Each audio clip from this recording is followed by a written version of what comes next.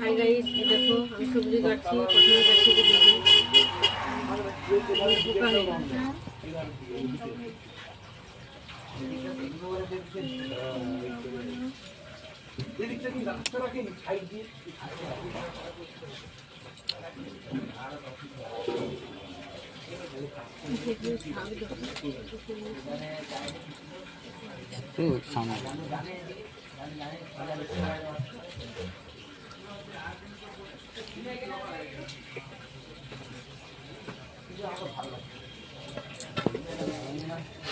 Madam কি কাটছো?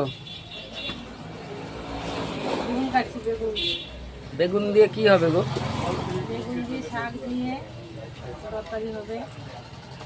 তরকারি? তরকারি কি হয় গো?